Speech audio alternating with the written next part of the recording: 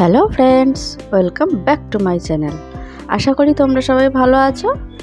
আর last ভিডিওতে তোমাদেরকে বলেছিলাম আমরা ওই লাস্ট যেটা দেখিয়েছিলাম সেটা হচ্ছে ওই ক্লিন যে ভিলেজটা আছে ওখানে গেছিলাম। তো বলেছিলাম যে এরপরে আমরা যাব ডাউকি লেকে, আর সেই ভিডিওটা থাকবে নেক্সট দিন। তো আজকে দেখো চলে এসেছি সেই ভিডিওটা নিয়েই। ডাউকি লেকে আমরা চলে এসেছি। তো ডাউকি লেকে এসে আমরা এই বোট বা নৌকা যেটাই বলো না কেন, ডিঙি নৌকা টাইপের এটা, তো এই নৌকা নিয়ে নিয়েছি আমরা। তো আমরা এটা 1 ঘন্টার জন্য বুক করেছি, আর আমাদের 1 ঘন্টার জন্য নিয়েছে হচ্ছে 1000 টাকা। তো এখানে বার্গেনিং করলে হয়তো কিছুটা কমতো, তোমরা সেটাই করতে পারো। তবে আমরা কিছু বার্গেনিং করে নিই, তো এটাতেই নিয়ে নিয়েছি আর কি। আর প্রথমেই আমাদের নিয়ে যাচ্ছে এই বাংলাদেশের দিকটাতে। এই সামনে যে প্রচুর লোক দাঁড়িয়ে আছে দেখতে পাচ্ছ, এই জায়গাটা হচ্ছে বাংলাদেশ। এই জায়গাটা হচ্ছে বাংলাদেশ, মানে লেক যেখানটাতে শেষ হয়ে গেছে সেই জায়গাটা পুরোটাই বাংলাদেশ।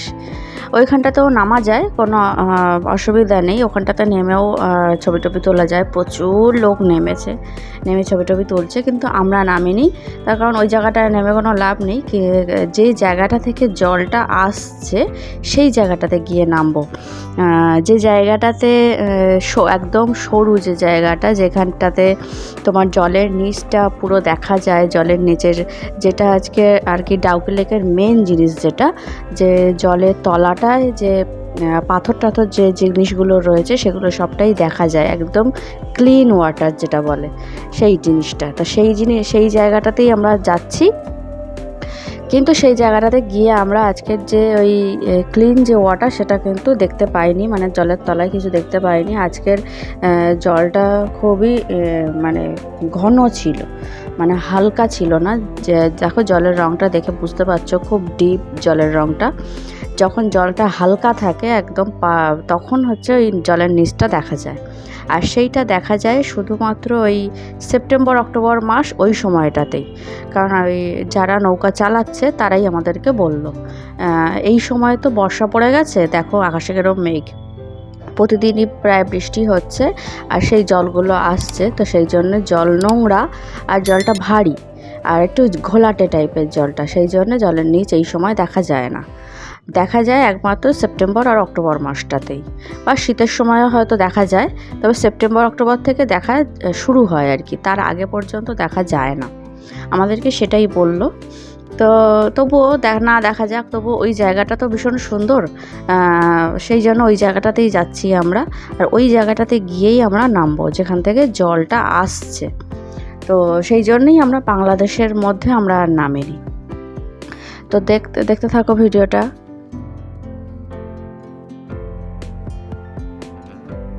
আমরা যখন ক্লিন ব্রিজ থেকে বেরিয়েছি তখন আসার পথে রাস্তায় না খুব বৃষ্টি হয়েছে, মানে আমরা যখন গাড়িতে ছিলাম প্রচুর বৃষ্টি হচ্ছিল।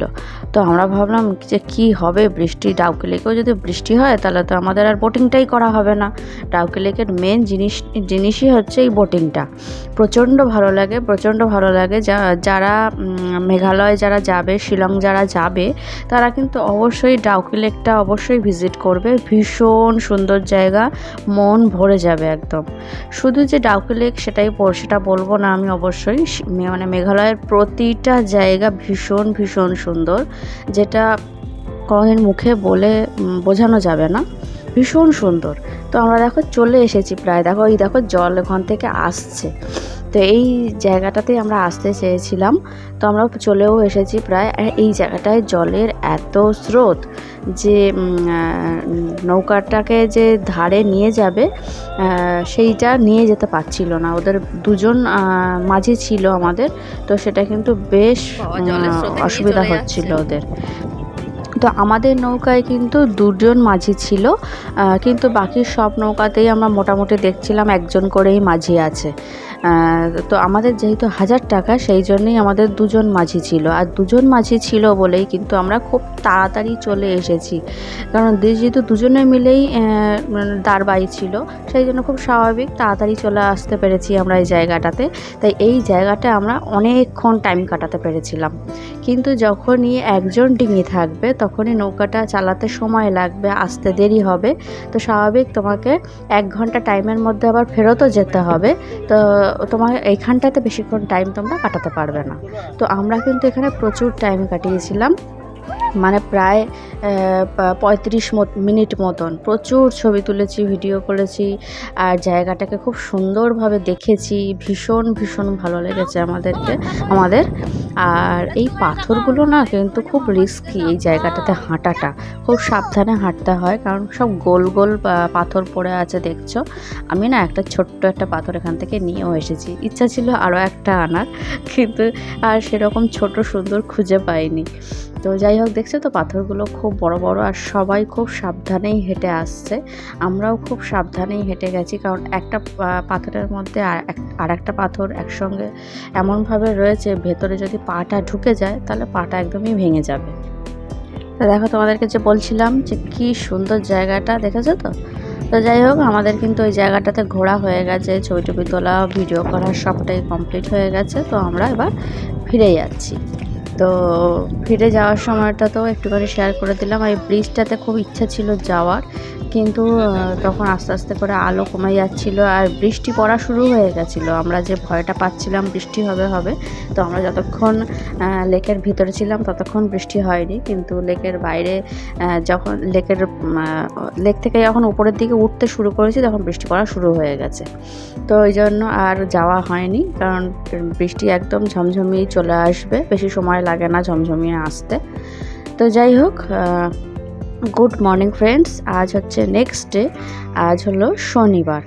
তো এখন আজকে আমরা যাব হচ্ছে 7 সিস্টার ফলস, ইকো পার্ক, আর হচ্ছে garden of caves, Mawsmai caves, আর একটা ভিউ পয়েন্টও আছে, সেটাতেও যাব। তো তোমাদেরকে আজকের যেটা দেখাবো সেটা হচ্ছে ভিউ পয়েন্টটাই দেখাবো। বাকি যে কেভসগুলোতে যাব সেটা নেক্সট ভিডিওতে থাকবে। আর যেতে যেতে দেখো, আমরা খুব সুন্দর আরেকটা ভিউ পয়েন্ট পেয়ে গেছি, সেইখানেই দাঁড়িয়ে পড়েছি একটু ছবি টবি তুলবো বলে। ভীষণ সুন্দর ছিল এই জায়গাটা।